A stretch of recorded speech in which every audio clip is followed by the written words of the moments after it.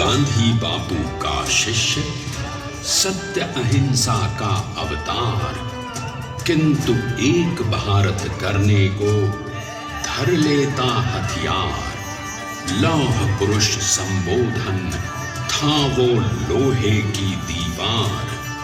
तेज पुंज तुम, शक्ति पीठ तुम, बल का सागर अपरंपार। ऋणी देश का नम्र नमन तुम स्वीकारो सरदार।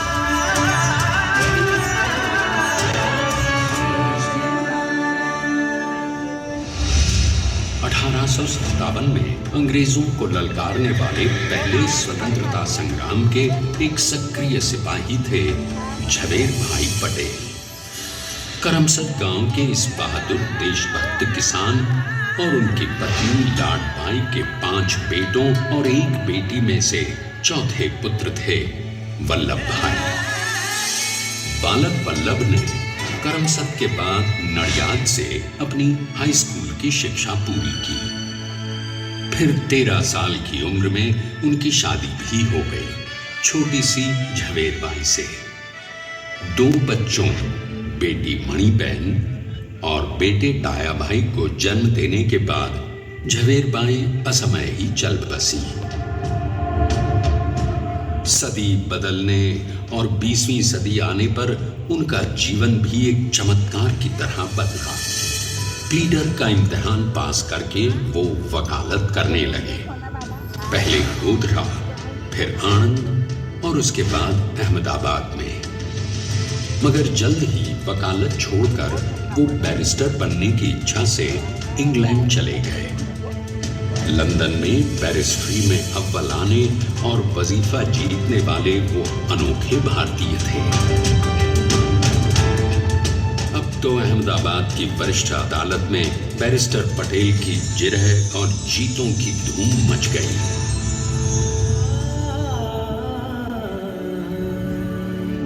तभी एक युग पुरुष ने वल्लभ भाई के जीवन की धारा ही बदल दी।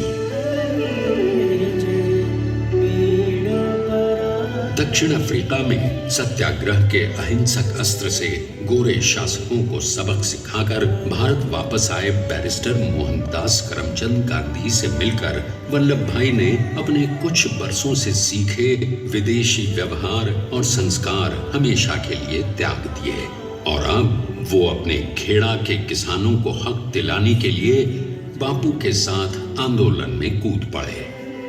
अब उनके पैरों में जूते नहीं, गांव की धूल थी। हृदय में भारत भूमि की शस्य श्यामला धरती। मन में थे गांधी और मस्तिष्क में एक नए स्वतंत्र भारत का सपना।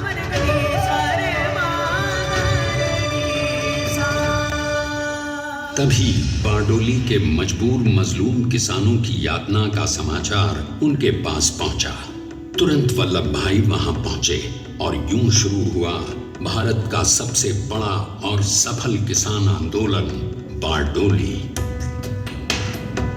वल्लभ भाई ने बारडोली के 87,000 किसानों को ऐसा अटल अडिग अचल मनोबल दिया कि अंग्रेजी सरकार हिल गई और 1 बरस के बाद उनका लगान माफ कर दिया गया। अब तो पूरे देश में लोग वल्लभ भाई के नाम की कस्में खाने लगे। स्वयं महात्मा गांधी ने कहा, अब वल्लभ भाई मेरे शिष्य या साथी नहीं, सारे देश के सरदार हैं। और देश को मिल गया एक अनोखा असरदार सरदार।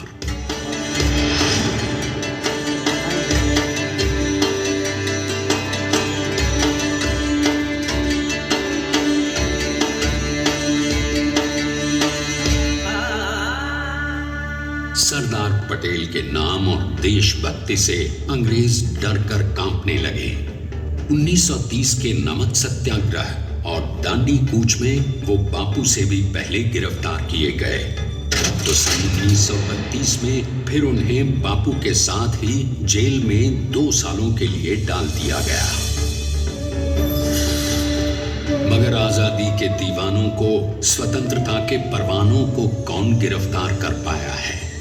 जेल से छूटते ही सरदार को कांग्रेस के नए राष्ट्राध्यक्ष पद पर चुना गया और उनकी सरपरस्ती में राष्ट्रवादी भारतीयों ने तमाम ब्रिटिश सूबों में जीत हासिल कर वहां अपनी स्थानिक सरकारें बनाई। किंतु सरदार का सपना केवल सरकार बनाना नहीं था। उनका स्वप्न तो था एक ऐसे नए भारत का जहां हर रंग, हर रूप, हर जात, मजहब, तबके का हिंदुस्तानी एक साथ मिलकर एक ऐसा नया भारत बना सके जहां पूर्ण स्वराज के साथ सारे समाज को गरीबी, अशिक्षा, छुआछूत से भी आजादी मिल जाए। इसकी पहली रणनीति थी भारत को अंग्रेजों की गुलामी से आजादी, ताकि भारत के लोगों की अपनी सरकार सबके साथ और सबके विकास के लिए काम कर सके। बापू की अगुवाई में अब देश ने अंग्रेजों को अंतिम चेतावनी दे दी, करेंगे या मरेंगे, क्विट इंडिया, अंग्रेजों भारत छोड़ो। बस फिर क्या था, संघर्ष की रणभेरी बजी। 3 सालों के लिए सरदार पटेल को भी सत्याग्रही नेताओं के साथ जेल में ठूंस दिया गया। 2 सालों के बाद अंग्रेजों को बापू के सभी शिष्यों और साथियों को छोड़ना पड़ा।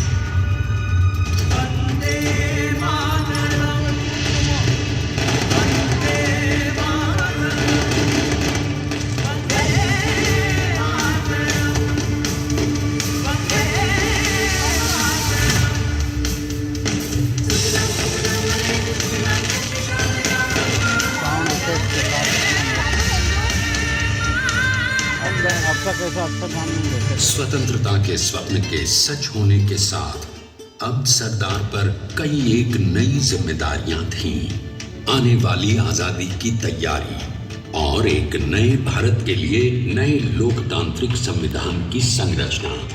जैसा उनके साथी ने खुद कहा था, सरदार ने ही 6वीं हथौड़ी लेकर एक नए भारत को उकेरा है।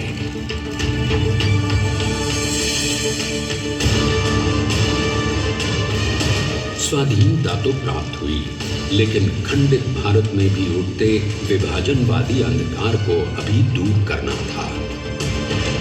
जब देश के खंड खंड होने का भय उत्पन्न होने लगा, तो सरदार ने निर्भय होकर खुद अपनी केंद्र सरकार और साथियों को भी चुनौती दे डाली और जम्मू कश्मीर को बचाने के लिए सारे देश का आकाश वायुयानों से भर गया।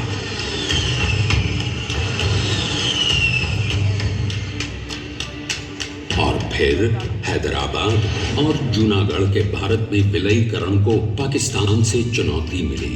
सरदार चाहते थे कि देश की 1 इंच धरती अब और विभाजित नहीं होनी चाहिए। नए भारत को एक करने के लिए समझा बुझाकर मना कर 565 रियासतों को सरदार ने अपनी सूझबूझ, सदाशयिता, संबल से एक नए स्वतंत्र भारत का अभिन्न अंग बना दिया।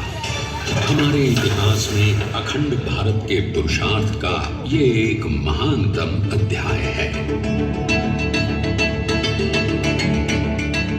जैसा उन्होंने स्वयं कहा था, हमें नए धागों को पुराने ताने बाने में ऐसे पिरोना है कि एक दूसरे में गुंथ जाएं और बेहतरीन बनावट वाला एक नया भारत उभर कर सामने आ सके। अंततः अपने वज्र दृढ़ संकल्प से एक नया विराट विशाल एक भारत श्रेष्ठ भारत बनाकर दिखा ही दिया सरदार ने। संसार के सबसे बड़े प्रजातंत्र के शिल्पी को प्रणाम करने के लिए देश ने बनाया है ये समर्थ स्मारक। स्वाधीन भारत को समर्थ भारत में बदलने वाले सरदार पटेल को समर्पित प्रेरणा तीर्थ भी है। प्रधानमंत्री श्री नरेंद्र मोदी के नेतृत्व में बनी विश्व की इस विशालतम प्रतिमा के सामने आकर सारी दुनिया जैसे स्वयं भी नतमस्तक हो जाती है।